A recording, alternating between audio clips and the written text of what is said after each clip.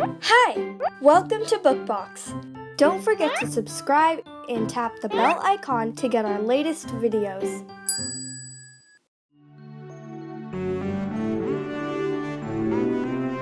小象在都市，由阿米特·嘎格创作。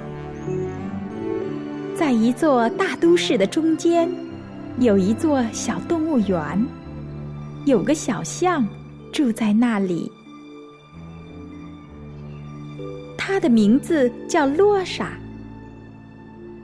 动物管理员非常喜欢罗莎，在各方面尽力照顾好它。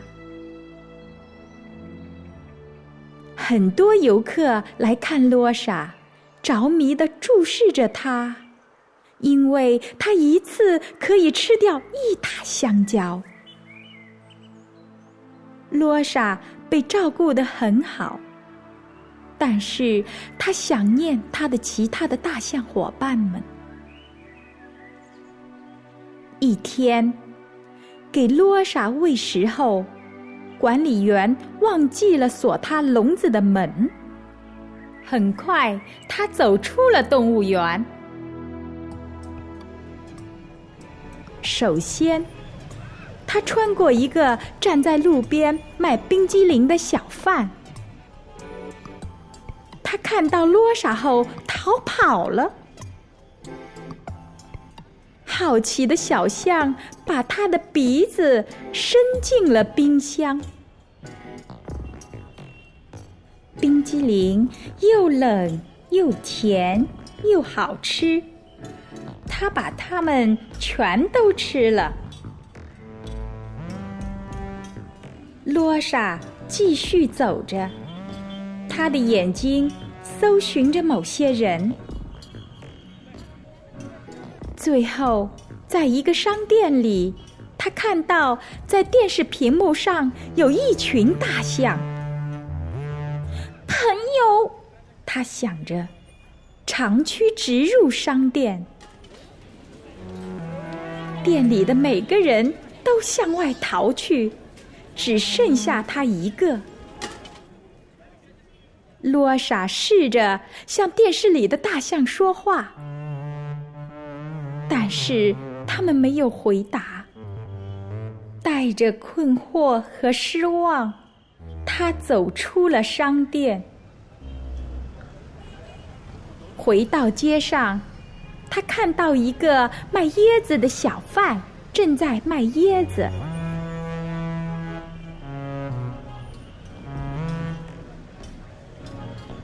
哇！我发现了球，现在是玩的时候了。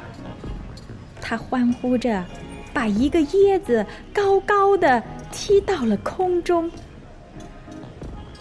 椰子飞过公路，正好掉在一个在公园玩耍的男孩旁边。罗莎跑着穿过公路，决定拿到他的椰子球。轿车、公交车喇叭声尖叫着，司机们互相吼叫着。罗莎制造了交通堵塞。交通警察过来指挥。动物园被通知了。根本不理睬他周围的骚乱，罗莎跑进了公园。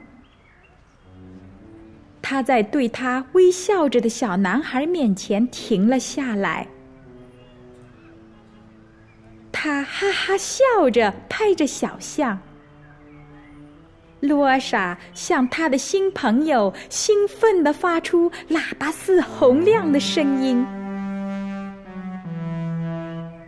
这时，动物管理员来到了公园。看到罗莎在露天公园里，他明白了她在笼子里将永远不会快乐。动物园把罗莎运到了远离城市的森林保护区。在那里有很多其他大象自由地徜徉。罗莎快乐地成长着。现在，游客们可以在很多的树中看到它，而不是在狭窄的笼子的栅栏后面，仍然吞咽着一打的香蕉。